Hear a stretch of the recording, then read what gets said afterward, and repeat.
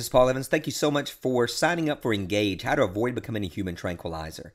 This section is actually a re-recording because we had some technical snafus during the live presentation, but then we'll switch to the live presentation. Probably hear a little bit of a difference in my voice and the audio quality, so you'll know when that shift takes place. But thank you for caring about your audience enough to attend this training. I want to make you some promises.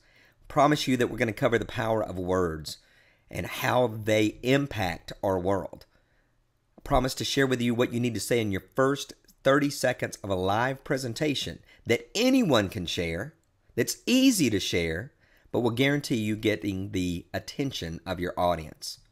I promise that I will share with you what to say when you lose the audience, when they drift off. And it doesn't matter how good you are, they're drifting off at some point. Then I'm going to share with you the 4 principles of engagement. I'm super excited about those because I use these 4 principles in every single presentation. I'm also going to share with you the Platinum Presenter. This will actually be an offer portion of the presentation where I share with you the perfect presentation, speak strong, and how to get paid to speak. My name is Paul Evans. At the age of 12, I gave my very first speech. Much to do, much to love, much to hope for. And I've actually got snapshots of that day. At age 16, I was getting paid to speak, was paid for the very first time. At age 24, my first wife, Sherry, passed away in my arms, and I took that story and I took it to the world and became a professional speaker.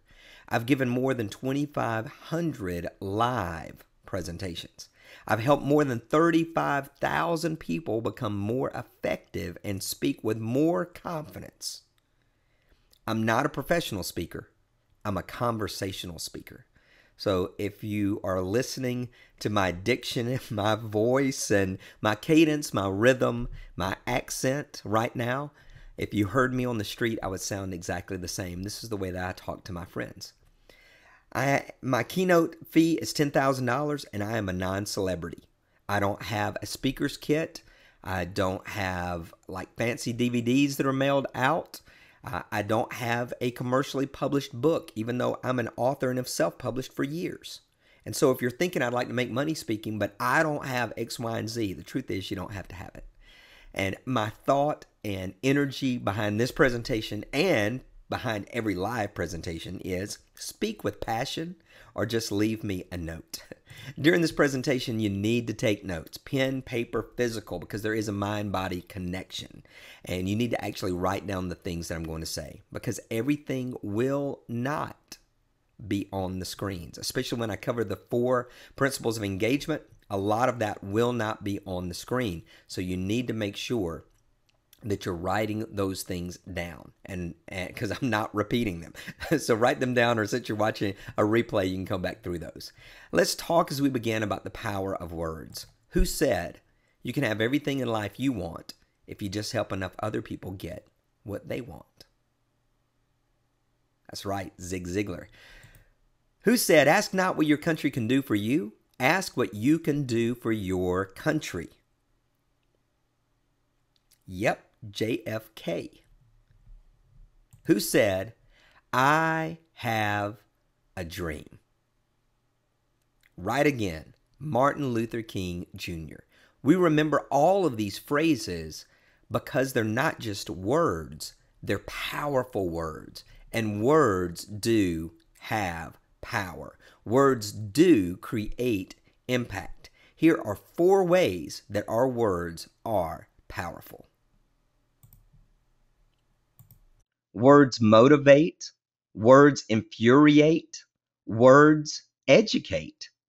Words do all of those things. So they're alive, they're active, they're real. And it's not that our words are light or that our words are even partial, that they hold so much power. They hold an incredible amount of power. So when we look at this and we see that the things that we say can create. I had a good friend growing up who was just beat down by his dad constantly. And I remember being over at his house one day, and his dad said, you know what? You are so stupid. I can't even believe that we're paying to send you to school. I can't even believe that your mom and I even had you. What do you think those words created? Those words really crushed his spirit, crushed him. Words motivate. So that if I tell somebody, hey, you can really do it. My son Sam, when he was, I guess in about fourth grade, he was really struggling. And I was worried about that. And so when I think about it, I thought, you know what? This is such a challenge for my boy to learn that I thought, okay, you know what? We've got to figure out what he's doing. And one day he was working on Photoshop and he was really doing a great job. And I said, Sam, how are you able to do that? And he said, well, it seems to make sense. I can really feel like that really is the way that you learn. I said, quit taking notes and start drawing notes. And he did. Sam started drawing in class instead of making notes. And since then, he never has I think he made one B since then, but straight A's since then. Now, it motivated him because I said, Sam, you don't have to take notes like everybody else.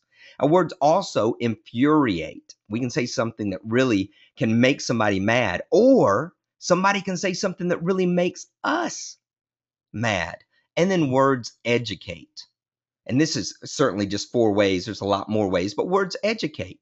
Words can really make a difference in the changing of our lives. Words allow us to speak the language that we're speaking right now. Words allow us to teach somebody a new skill or take a new direction. And somebody asked, where is the crushed boy today? He has jumped from job to job and he's in his 4th marriage. That's not to say that, that had to do with that exact moment in life that I saw. But, a lot of the beatdown was that he was not able to anchor in any relationship because of that. So the power of words. Now, I want to give you a couple of things that you can do in the first 30 seconds of a speech to really get you started good. First 30 seconds. Number 1 is to pause. And number 2 is to promise.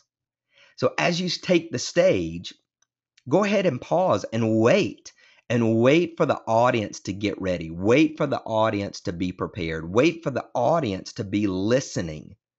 And you don't have to stare out there like, you're a semi-serial killer. All you got to do is just look and know that you own that stage, that you own that platform, even if you're nervous, even if your heart is beating out of your chest, even if you're scared to death, you pause and you wait, because people don't like silence. They want to know what's going on. They want to know what's next. And they also want to know if you forgot what you're going to say. And then if you say, I want to make you a promise. And that's it. I sort of started with that today, right? I said, I want to make some promises to you. You don't have to be funny right out of the gate. You don't have to have the perfect statistic right out of the gate. You don't have to have anything that is a jump through the hoop or fire branding. If you can just very simply make the promise of what's about to happen. Now, the old school speaking is, you've heard this probably 1,000 times, tell them what you're going to tell them. Then you tell them, and then you tell them what you told them. And that's okay. There's nothing wrong with that. But if you just simply say up front, I want to make a promise to you today of what you're going to receive, it will make a huge difference, because people will then have that expectation of what they're going to gain. And usually the promise is a result. Or you could say simply, I promise that I'm going to share with you 3 principles today that if you apply, you will reach 80% of every goal you ever set. So if you started out with something like that was a promise, people would listen. They would be engaged. They would be interested. If you are teaching on finances, and if you got up and said, I want to make you a promise today, that if you will apply the 4 critical elements of finances that I'll teach you today, then within 15 years, you'll have $1 million in cash in the bank. If you were able to deliver on that, you think people would be listening? Oh yeah, they would be listening. But even as we speak, and no matter how good we are, sometimes people fall asleep. Sometimes people drift. Sometimes we lose attention, especially when we're teaching content that's straight, without a lot of breaks, a lot of ebb and flow, a lot of shifts in energy. So what do we say when we're losing the audience? What to say when you lose the audience? Number one, whoa, let's back up. I'll say that all the time. Whoa, let's back up. And they'll be like, what? Back up to what? And all I'll do then is repeat something that I just said, but I could tell that they really missed that. Whoa, let's back up. Secondly, I've got some bad news. You're confused. I've got some bad news. And you need to pause there, because when you say I've got some bad news, people will kind of perk up on that, because they're like, uh-oh, what's the bad news? I even said, uh-oh, wasn't even planning on saying that. We'll think that, uh-oh. See, it's a pattern interrupt for us and our minds and our brains. I've got some bad news. You're confused. So I can tell by looking at you guys, you aren't all getting it. It's not totally clear. Everybody's not connected. And so when you say that you're confused, you're not putting judgment out there. You're just saying, I don't think I'm being clear. And you get to start over again. Number 3, shh. Hear that? That was the sound of me getting off track.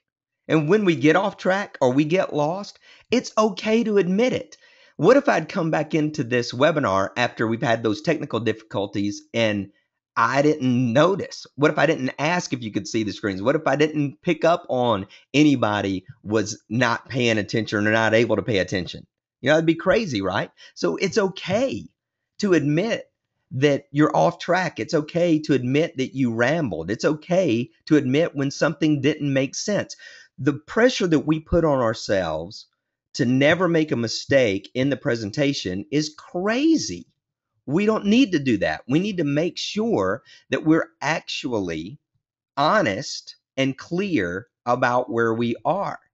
And that's even if we get off track. I've said this, number 4, I've said this several times, because I'm ADD and I'll be a little bit all over the board. I'll say, what's the last thing I said that made any sense? And I think you'd be shocked at the amount of the audience that just laughs at that, because they think that's just insane that a speaker would admit that they're just way off base. But I'll say, what's the last thing I said that made any sense? People will laugh. And if there's somebody in the front row that's taking notes, I'll ask for their notes. Will you hand me your notes? Or I'll say, look on your notes there. What's the last thing that you have written down that made any sense? And they'll say it and they'll jog my memory and I will be back on track. I've not one time had anyone come up and say that was unprofessional. Anybody who come up and say, you know what, you had me till you did that. And I just decided I need to check out, because if you couldn't even remember what you were saying, you shouldn't expect us to remember what you're saying. I've never had that. Now, occasionally there are some professional speakers who might come up and say, here's another way to handle that so you won't admit to being lost. Well, that doesn't matter to me, because admitting that I'm lost is just part of the conversation. Remember, I said I'm a conversational speaker. You think about the number of times you've been talking with a friend and you forgot what you're saying. You'll say, oh, why did I even say that? Why did I bring that up? Don't we do that? Yeah, we do that. So it's okay to do that in front of an audience as well. And then number 5, you might not believe this.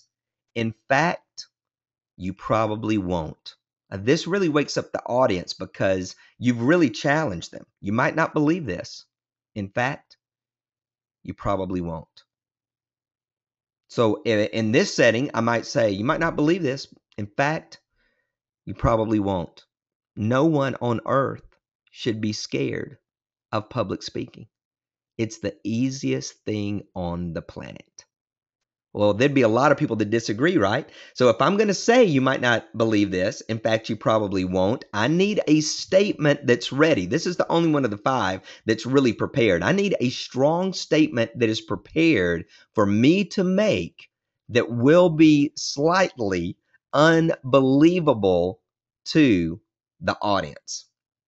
So you might not believe this. In fact, you probably won't. And those simple statements allow you to bring the audience back, because it's not about rapt attention. We often think that it's about them being clued in the whole time. It's almost impossible in today's world of cell phones and computers and iPads that people bring to the presentation. You're not going to have rapt attention the whole time, but you can re-engage. If they drift, you can re-engage with a very simple statement. Now, some things that you might have heard before, people will say, I want to tell you a story. and that brings them back. And it does. It does bring them back. But if we'll just have either a prepared statement or be willing to embarrass ourselves a little bit, admit that we're lost, or admit that we got off track, or admit that people aren't really paying attention. And as long as we do that with humility, it's fine. What we don't want to do is, I'm sharing some important information. Y'all need to pay attention. That does not go over as well. Okay, I'm not going to attempt poll number 2 because of what happened when I shut down the last poll. But I do want to ask you some questions, and you can just answer those, and I'll give some feedback based on what you guys type in. So, what is your number one challenge with public speaking? Is it, let me give you the options. Is it creating content? Is it speaking with confidence? Is it actually getting paid to speak? Or is it knowing what will be interesting to the audience? So those were, again, number one, is it content? Is it actually speaking with confidence? Is it getting paid to speak? That's like your biggest problem. Or is it knowing what to speak about that's going to be interesting? So I've got speaking with confidence, getting paid to speak, content, getting paid, creating content, getting paid, knowing what will be interesting to the audience, content, and knowing what will be interesting to the audience. Number 4, number 3, paid and interest. Number 2, which is confidence, getting paid to speak. Number 2, speaking with confidence, paid to speak, content, what will be interesting to the audience. That was from Chuck. Knowing what will be interesting to the audience. 1 and 2, knowing what will be interesting, content. Look at this. This is the wide gamut, right, guys? It's a wide gamut because public speaking is not just about one facet. Now, some of you aren't interested in getting paid to speak at all. You're totally focused on really speaking with confidence. And others of you are really wanting that content. You feel pretty confident as a person. You feel like if you really knew what your content was, you could go out there and you could present it. So what I want to give you are the 4 areas to me that really are principles of engagement. And you can go ahead and write all 4 of these down. Write all 4 of these down, but I'm going to have a lot of points under each one. So you will need to take notes. 4 principles of engagement. Number 1 is content. So some of you said that your biggest issue is content, is really getting that big content together. And you're going to do that through research, and you can go out there and let's say that you're doing a training on goal setting. You could go out there and write down 20 pieces of information about goal setting, whittle it down to 5, and you would have really good content, right? Well, there's 3 primary types of content that are produced in the average presentation. Sometimes these lean heavily toward certain areas, heavily toward some areas more than another. Number 1 under content is educate. Educate. This is knowledge. So if we're thinking about content and we're going to educate people, it makes our speech a lot easier. Now, before I even get to confidence, let me tell you that one of the primary keys of confidence is that you've got great content, that you know what you are sharing is essential, that you know what you are sharing is important. So there's educational content, educate, which is knowledge. Secondly, there's content that equips. This is how-to content. We might give someone a step-by-step of what to do, step-by-step of what they need to actually take action on in order to reach a destination. So educate, equip. Number 3 is empower. This is the old school motivational speech. It's not as prevalent today, I think, for a good reason. But I think that empowerment does need to be part of our content, even if we're giving a financial report. Empowerment is about saying you can. You can do this, or this does make a difference, or this is important. And then also entertainment. So educate, equip, empower, and entertain. Entertaining is a little bit of a challenge because we're all a little bit different. Like on a webinar like this, entertainment for me is very, very difficult. If I'm in front of a live audience, entertainment for me is very, very easy. And we're going to see why in number 4, which is control. But when we look at entertainment, that means that people really felt something positive, felt good. They were engaged. They laughed. That's a big part of entertainment as well, that it created an emotional experience for them. Now, if you're not the type of person that can really communicate in a way that is entertaining, it's really not as big a deal as you think. Because if you've got powerful content, then it can supersede a lot of these elements that we get caught up in public speaking. So if we're going to go in and do some training on, let's say, how to set up a website, and we've got a great outline for that, it doesn't matter if people laughed or not. If they are able to reproduce the steps and reach the destination, it was great content.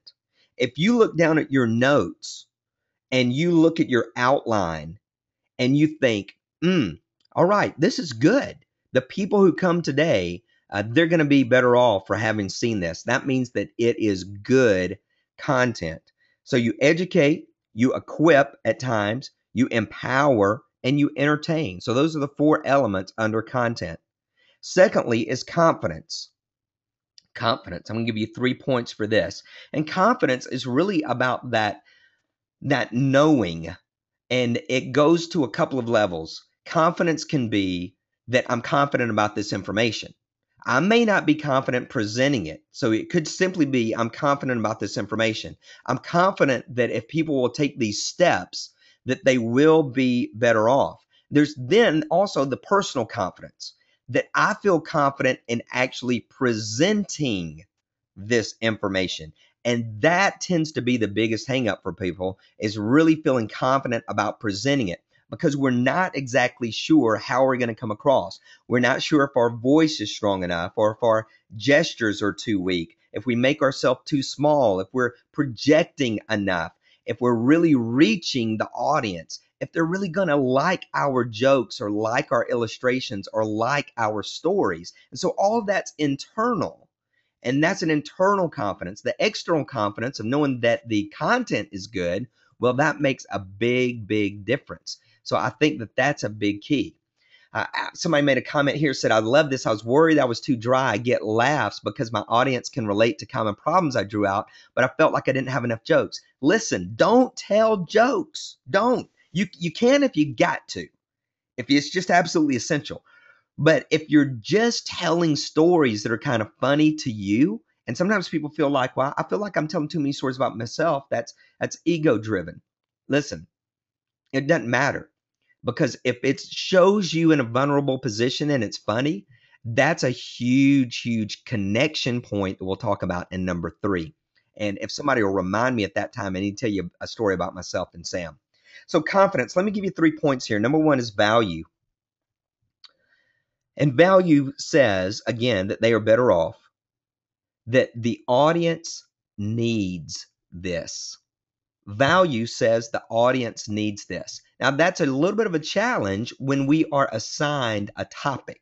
All right, so we're assigned a topic and we're wondering if this is even essential or not. Even when you're assigned a topic, you need to find something that you believe is important, something that you believe is essential, something that you believe is valuable to the audience. All right, so valuable is a big part of confidence. Secondly, vulnerability. Vulnerability. That's another aspect of confidence. It's okay to be vulnerable. It's okay to accept that there is fear. I've heard this 1,000 times from speaker trainers. Never tell the audience that you're scared.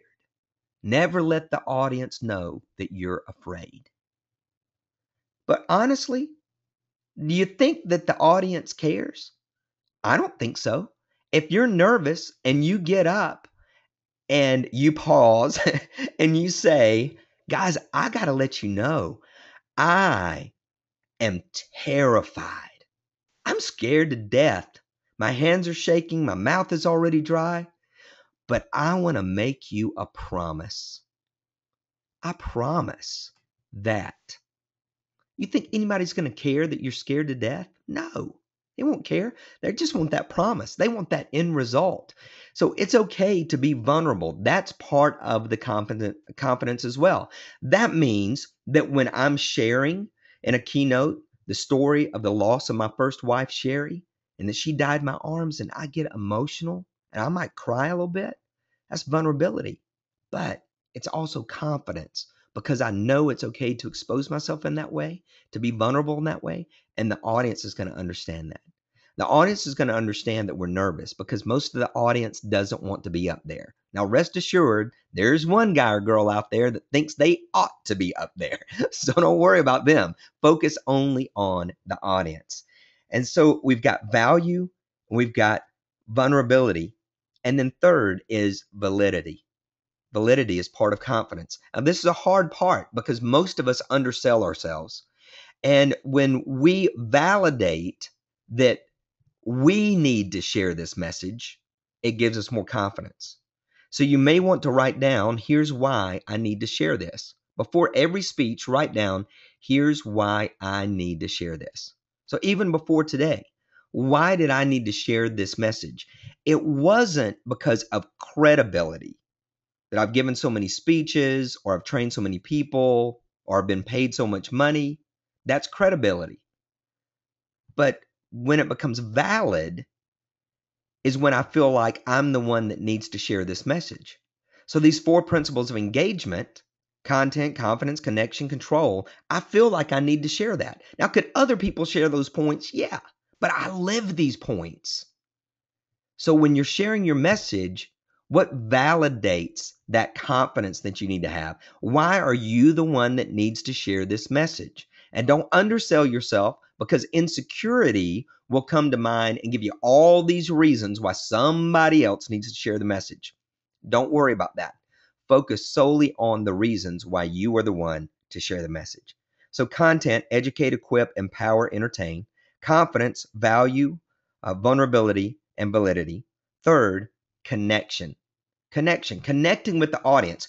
When we've got great content and we're confident, it's going to naturally lead to a connection with the audience. And I'm talking about true confidence. I'm not talking about arrogance.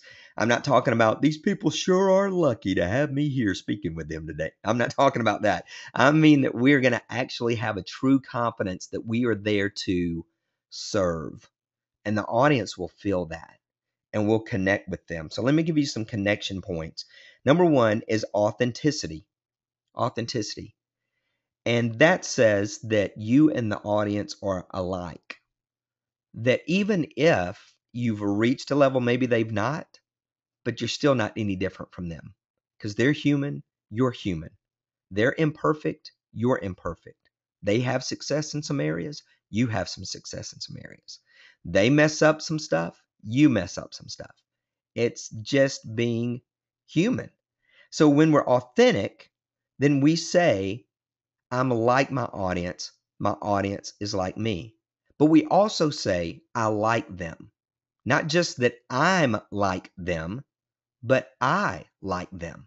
When you like your audience, when you look out and you see people and you're excited to see them and you love people, there's a huge connection. You listen to a speaker who doesn't really like people or care about people, they'll share even some great information, but there won't be a great connection because there's no authenticity there. There's no real connectivity there. So when I am on stage and I might share a story about Sherry, well, that brings some real connection because of a loss that people are able to sense that and they're able to feel that, right? So secondly, is an advocate. An advocate. That's when you're basically saying, I'm for you. I want you to be successful. You can do this. If you take these steps, then you will get to X place. So we're saying that we're an advocate for them. Or maybe it's some sort of agenda-based speech, and we're the one that's having to be the leader, and we're the one having to say the hard things. So it builds connection when we're an advocate for them. Number 3 is contrarian. Contrarian. Now, there's some people out there that just love pushing buttons, but if we're a contrarian, we'll also connect. And what I mean by that is that we say what other people are thinking. If we enter that conversation that's in people's heads and we actually say it out loud. So, it's a little bit of contrarian for me to say, no one should be scared of public speaking. That's contrarian, and that's kind of being a purposeful contrarian. But if instead I say something and admit openly and say, you know what? The truth is, almost everybody is scared, and it's okay to be scared. So if I say it's okay to be scared, I've actually said something that most of the time is not actually admitted. It's admitted that we're scared. It's not often admitted that it's okay to be scared. So it's a little bit of a contrarian position there that allows us to bring in that connection of saying what other people are thinking. And then finally, conversation. So authenticity, advocate, contrarian, and conversation. And that's when we're just talking to people so that we're not really trying to give a presentation. We're just simply having a conversation. Now, sure, we're controlling it, and we've got pre-planned stories, and we have got we've got our points that we're going to cover, and we don't generally do that when we sit down at the table with the family. We don't tend to say, what happened at work today? Well, I've got 4 points I want to share with you tonight over supper. We don't do that, but so we've got to have some structure when it comes to the connection of our content. But it's really just about a conversation. So a lot of times when I'm speaking, I might say something like, I might just simply say, hey, I want to tell you, oh, good. Somebody remind me. I want to tell you about my story about Sam. And sometimes I'll get up and say, hey, I remember years ago. So I'm telling a story. I don't go, hey, let me tell you a story. I just start telling the story. That's what happens in the conversation. I'll say a few years ago when Sam was about 4 years old, we were out at Elm Park here in Montgomery. And they just got gigantic oak trees and gigantic elm trees. And it's a beautiful park. So Sam was tired and he got up on my shoulders and we're walking around. And he says, Daddy, I want to ask you a question. And I said, yes, son.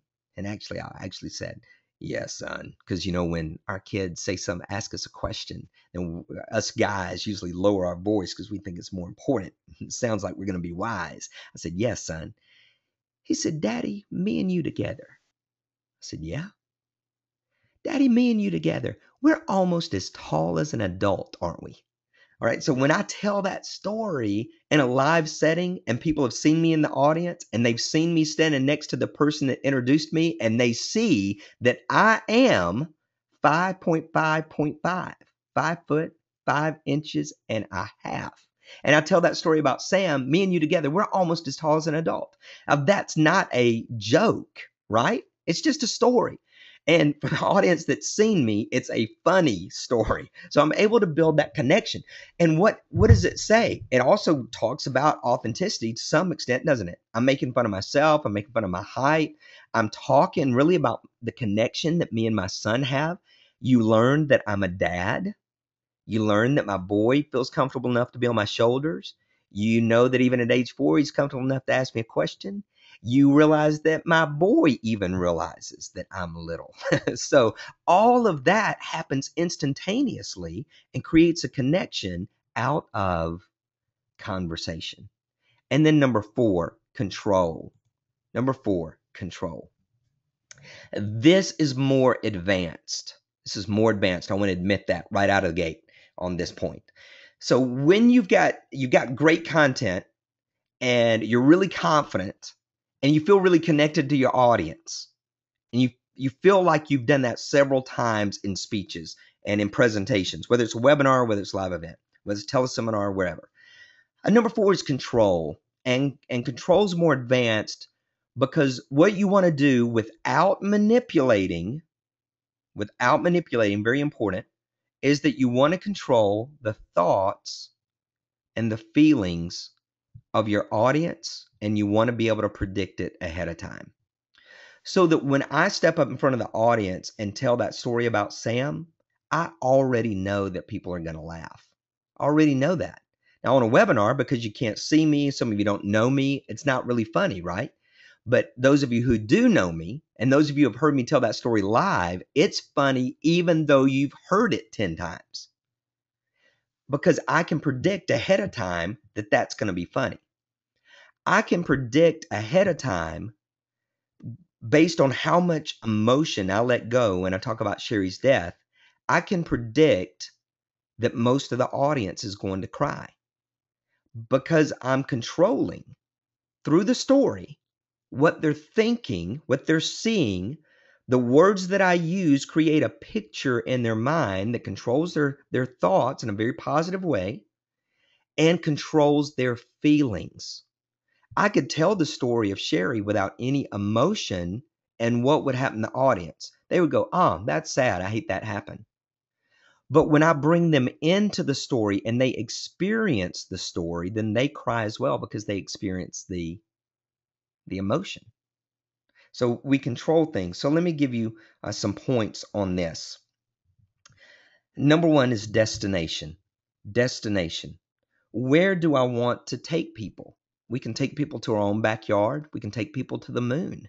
But it's a destination. And the way that we take them is that we might take them through humor, through curiosity, through challenging, through encouragement, even through our content of education, equipping, of empowering or entertaining.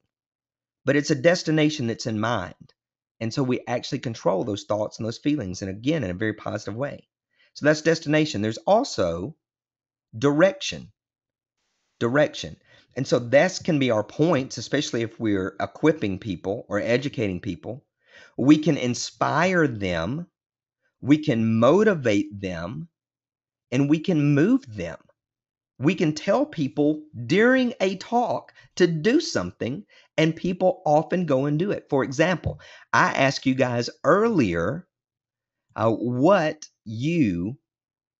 asked people earlier, what was your biggest challenge? And you typed that in. I asked people earlier what you thought about these sayings, who said these things, and you typed it in. So I gave some instruction and there was movement. I controlled your actions. It wasn't manipulation, it was a response, right? And so this is a little bit more advanced when it comes to principles of engagement, because so often we're just trying to survive a presentation. But when we get in and really thrive in it, and we want the outcome to be so positive, then we think about what's going to make people laugh, what's going to connect with people, what's going to be interesting. And it really changes the entire dynamic of the presentation. So 4 principles of engagement: content, confidence, connection, control. Any questions about those 4? Just type those in right now. Anything that came to mind, or an aha moment that you had, a question that you have, an aha moment that came to mind during any of that. I do have one note that says the slides have not changed for a while. If the slides have changed for you, just type in yes. Just type in yes if the slides have changed, that you see these 4 principles of engagement. Okay, good. Excellent. All right, so direction is new for some people. Looking at the 4 principles, awesome. Good, good, good. Any comments about any of that? Is there any question that you have?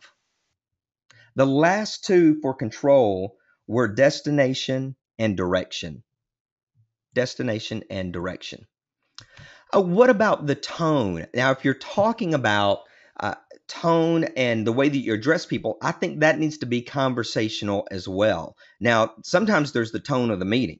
I remember one engagement that I was brought in to be rough. I mean, to really kick some folks around pretty hard. And the guy that introduced me said, "We want to welcome Paul Evans to the stage. He's one of the funniest speakers I've ever heard in my life." And I didn't have anything that was funny. I was there to rough people up. And so the tone of the audience changed. But as far as our tone, I think it needs to be light. We need to use our voice, our accent, our diction, and just be aware. If we have a challenge communicating at times, then we need to be aware of that. We need to work on that.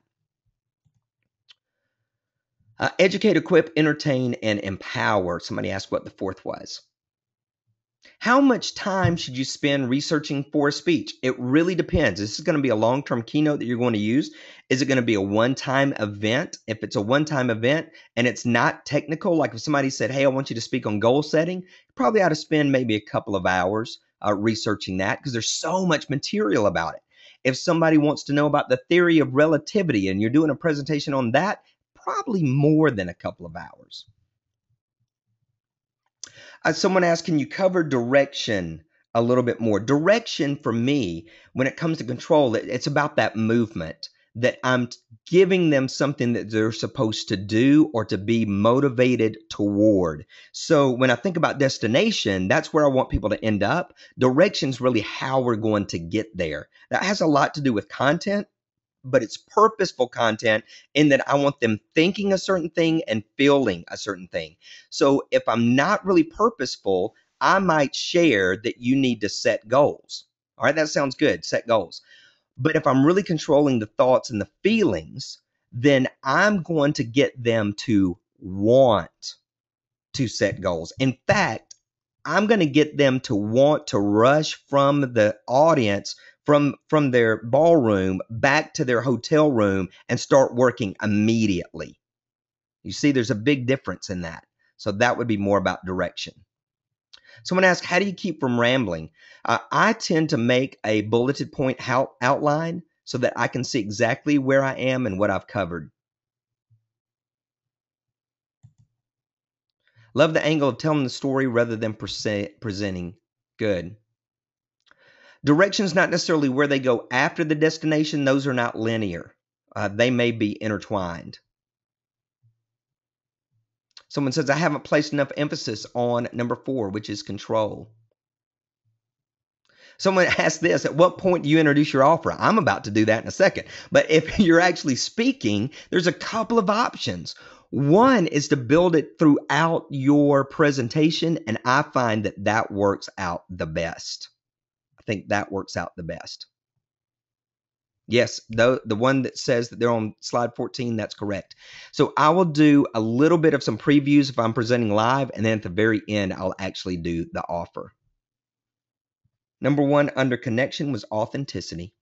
But there will be a replay. This should have recorded, and you'll actually be able to rewatch this. All right, so speaking of offers, I mentioned at the very beginning the Platinum Presenter. So some of you guys may want to go farther. You may actually want to really engage your speaking. And you guys who have been with me know that I'm not a hard seller. So those of you who are scared of getting pitched to, you can relax. I'm just going to share with you what's in these 4 workshops that are going to radically change your presenting if you're interested. Number 1 is the perfect presentation. This is a step-by-step guide to designing, delivering incredible speeches. And this is already created. And so you'll have instant access to this if you go to paulbevans.com/speaker. It's a 7-step process that I use for every single presentation. In fact, when you take this training, you will see so much of what happened today and you'll go, I get it. Oh, that's why Paul designed it that way. That's why Paul structured it that way. It'll make sense. If you struggle at all with content, with creating great presentations, whether it's webinars, podcasts, even article writing, those of you who are bloggers, if you would take the perfect presentation and follow the steps that I outline in it, you would write the best articles of your life. I don't have any doubt about that. You would write the best articles of your life. Secondly is speak strong. And that's about confidence. And third is paid. And it's about getting paid to speak, how I went from $0 to $1,000 in just 4 engagements. So let's dive into these a little bit more. I'm not going to keep you too long, but I want to give you a little bit more about each one so you can make an accurate decision. This is instant access, the perfect presentation, step-by-step creating awesome presentations, 3 goals for every event and message, 5 unforgettable ways to structure your points so they will be interesting and they will be memorable, but not just memorable for the audience, memorable for you. You know, when you look down at your outline and you can remember it, it makes it so much easier. When you structure your points in a way that's easy to remember, what did I do a lot of today? Content, confidence, connection, control, they all began with CON. Pretty easy to remember, right? easy for even Paul Evans, the ADD, to remember. The secret of effective, fearless speaking, I'm going to share that with you so that you can just speak with confidence. It will give you every tool you need to craft and deliver audience magnetizing messages. So it doesn't matter if you've never spoken in front of the group or if you're on the professional circuit, it will help you. And one of the coolest aspects is that when I did this live, we actually created a presentation live. The audience came up with the topic, and we created a presentation from scratch during the training, and you get a replay of that as well. So it's pretty cool. Here are just a couple of testimonials. I'm not going to read all of these, but I do like Larry's. He said, I guarantee you'll become a more polished, clearer communicator instantly. In just 1 week, I've been able to transform my current keynote into a more powerful, more focused, and clearer message. In speaking, the clearer the message, the more powerful you become as a communicator. Thanks, Paul. You've increased my ability to get booked. This is a professional speaker that's using my system to make sure that his presentations are even stronger. The second workshop takes place this Saturday, March 8th, and it will be live. There will be a replay, but if you want to come out and experience it live, I'm actually going to be doing that on Adobe Connect, which I'm a lot more familiar with than GoToWebinar. Sigh of relief. And I just had needed to have the seats for this one today. I had to be able to go up to 1,000 seats. So this is about confidence. And if you struggle with confidence, this is going to help you not just with speaking, it's going to help you in life. But this is a step-by-step guide, speaking with power and passion, taking you from dull to dynamic. Kick the teeth out of fear and insecurity while you speak with confidence and strength. I believe that. 6 confidence crushers you've got to conquer. 3 keys to confident speaking. The ways confident and unconfident and arrogant people think. And that's so important because once you shift your thinking, it becomes so easy. 5 permission principles of confidence. Radiate assurance, which just draws people to you. If I could bottle something that I would say is the key to engagement, it's really just being confident that people are attracted to you. 25 instant confident boosters. You'll love these. Look forward to speaking, presenting with excitement. Unleash your passion without restraint. I'm going to give you the confidence formula so that if you want to gain confidence in any area of life, if you'll just use this formula, it'll work out great for you. Now, this is probably going to be 2 to 3 hours of training. I'll warn you ahead of time. 2 to 3 hours of training live.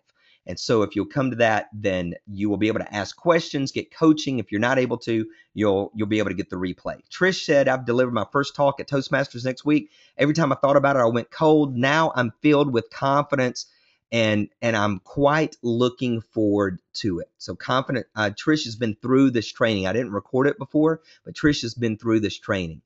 Mark Thompson has some thoughts there as well as Tanya and Christian Baker. If you're watching the replay, then you can just pause on this screen and soak in the testimonials if you want to. All right, how to become a paid presenter. This is going to be the next Saturday, March 15th, 10 a.m. Central Standard Time. Again, it'll be live. How I went from $0 to $1,000 only for engagement, blow by blow, detail by detail. I didn't have a demo tape. I didn't have a glossy photo. I did not have a press kit. So I'll show you how to choose a topic that organizations will pay top dollar for. I'll show you how to get somebody else to make the calls to get you booked. It won't cost you a dime. I'll show you how to do perfect testimonial letters. So you'll get several real letters, real examples. I won't be making it up. Plus, one of them is dissected so you can see the 10 areas you need in every testimonial letter. This just multiplies your engagements. Way to turn one engagement into multiple engagements. I used this early on and it still works to this day. To this day.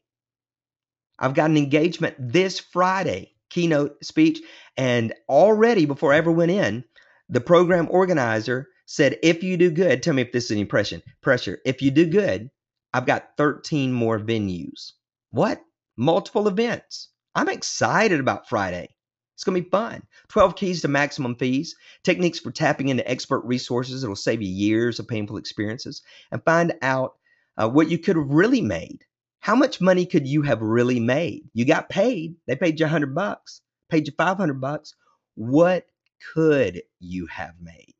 And then the risky move that I took to get $1,000 for 32 minutes. 32 minutes. And I'll show you how I did that. So how I went from zero to $1,000 in 4 engagements. And then here are some testimonials for paid, that those who have been through this. Listen to this from Rick. A mere few days after getting paid, and I actually took this portion out, he said he was super skeptical about buying it. I began negotiating with the local Chamber of Commerce to present them at a very good beginning fee. He's not even doing it for free. He's doing it for fee right out of the gate. Using the very ideas and suggestions you teach. Paul, your story is very sincere. Your willingness to share your information is really appreciated. I'm looking forward to a long, profitable relationship with you. So if you're interested in getting paid as a speaker, the bonus is Confessions of a Renegade Speaker and Speak Easy. Confessions of a Renegade Speaker, for those of you who might be a little bit more advanced, or you're a little bit more of a rebel, or you wonder just how much you can get away with. All right. So it's pretty extensive training. And then Speak Easy. You're going to look over my shoulder. You're going to see step by step what I do to plan and to actually create a great presentation. So all of those are at paulbevans.com/speaker. I'm going to come back to these questions that are coming in right now. I'm going to come back to those in just a second, just so you know. And then finally, your top 3 public speaking challenges. This is worth $197. You'll be able to email me personally and say, Paul, I've got an upcoming speech. I'm scared. What can I do about X, Y, and Z? Or here's my outline. Does this look okay? So you're more than welcome to do that. So when you look at these things and you got questions, if maybe you got a question about the perfect presentation or Speak Strong or Paid, you can just email me and I will answer that. So your top 3 speaking challenges, I'll take your top 3. You can send those to me and I will answer back. That's a $197 value. That's what I would charge if I had this offer out there and live. So if you go to paulbevans.com/speaker, you can order these individually, or you can order all 3 and get 3 for the price of 2. All right, so let me come back and look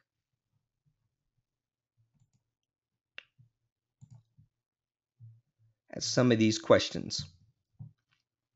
All right, so this is a great question. I have a disconnect with number 4, control. How do you know you're not manipulating? I look at manipulation. This is my personal definition. I look at manipulation as the desire to create a thought or an emotion for your benefit.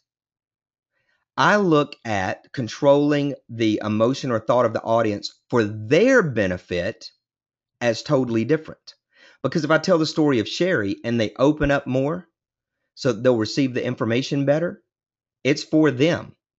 If I thought I'm going to make the people cry because I like it when the audience is emotional, and I'm doing that for Paul Evans, I consider that manipulation. Was your this is great. This sounds like Elaine. Was your departure off the webinar a sliver of vulnerability? That's just me being ADHD.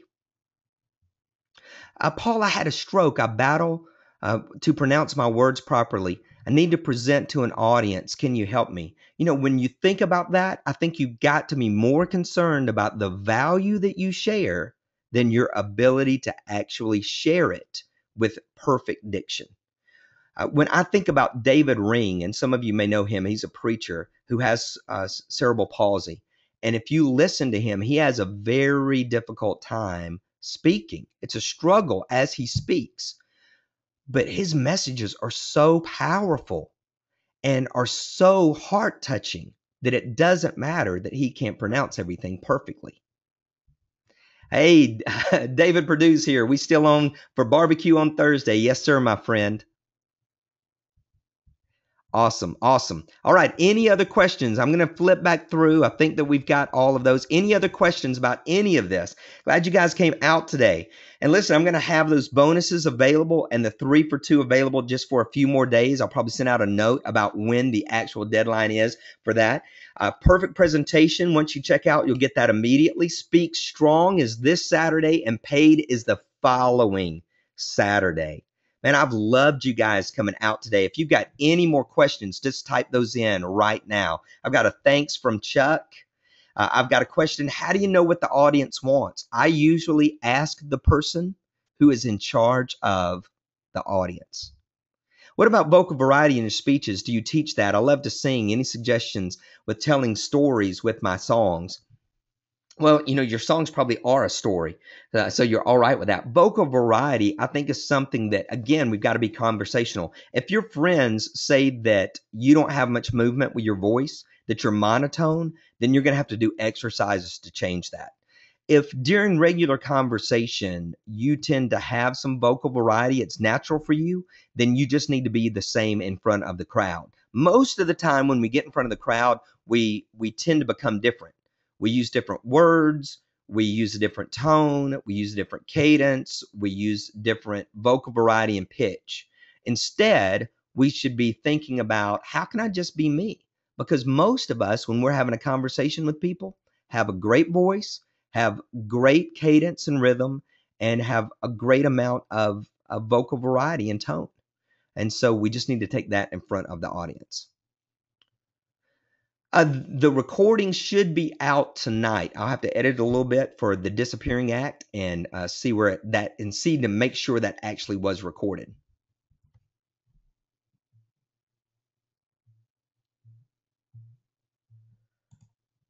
All right. Awesome, Paul. You won't believe you make me cry now. That could be negative. Got to watch it. Great training. Great training. Awesome. David says you'll be speaking at NAMS 12 for the upteenth time because everybody loves you and gets so much. Love it. Learn so much. Awesome. I've got an accent problem from England, and every time I open my mouth, people want to know where I come from. It's difficult for me to even go out there and start talking. I see my accent as a disadvantage. Nope. Your accent is a great strength. It draws people to you, and people want to know where you're from. I've got an accent. I know nobody's noticed today. I know nobody's picked up that I've got an accent, but I actually have one. And it's a huge advantage for me because it's who I am. So it doesn't matter that they want to know where you're from. I think that's good. They're interested in you. So use it to your advantage. It's not a disadvantage. What exercises are there for vocal variety? The number one, the best exercise of all is to go to a speaker that you enjoy and talk along with him or her. Follow their cadence, follow their rhythm. It'll train your voice. You're welcome. Are there any books about great storytelling you found inspiring? Not too many. I will look some up that I've got on my shelf here behind me, and I will email those out to everybody. This was great. I'm thinking about putting on some seminars in the local area. Now I don't have to think about it anymore. I'll start doing them. Awesome. Yes, I'll email those out to everyone. Evelyn says, I love that you didn't go on and on with your qualifications. You're welcome. Will we get the slides? Hey, if you want them, I will give them to you. Do you suggest changing word choices for the audience before you? Barbara, I do that some, especially when I'm in the North because we don't use the same idioms. When I go to Canada, when I speak in Russia, I find out what words are important to them and I use them to show that I've done my research. And sometimes I play along with it a little bit too so kind of make it playful. Like I'm speaking your language and now I'm going to return to the South. Thanks so much. Thanks so much. Good. A lot of good positive feedback here. I am from Alabama. Yeah, never be ashamed of being a Southerner. Good. Hire a voice coach to learn breath and project. That's what Carissa, the voice teacher, says. I love that, Carissa. Good. Thank you so much, Paul Sunette from Johannesburg. Does your course teach us how to become a paid speaker and get speaking engagements? Yes, paid teaches you how to become a paid speaker and get those engagements. All right, guys, anything else? Go to paulbevans.com/speaker and order. Listen, that was pretty forceful, wasn't it? Some control. Order. Go do this now. Thanks so much, Paul. I hope to take advantage of your training classes in the future. Awesome. Come on, Evelyn. Love that you came in today. New Zealand is more south than Alabama. Absolutely. Where do we get the details of what each package contains? I will send those out. And they're going to be in these screens. And so that's probably the easiest way. I've actually got 3 super long sales letters on each one that I may end up putting up. But when you get a copy of these screens, you'll also see this. Cherry says, I love your accent. I have a British accent. I love that.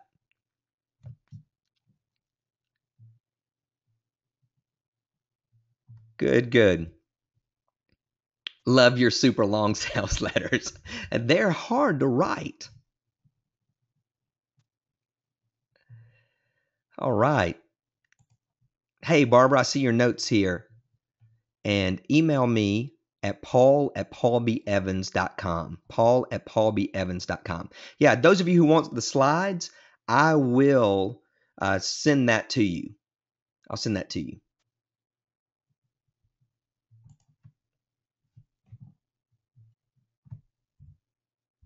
Hey, Erica, I must not have gotten that email. If you would, send that to me one more time. Paul@paulbevans.com. Great. Anything else, guys? Hey, I know this was about sending me an email, but I'm going to take it as you'll order. It said, okay, thanks, will do.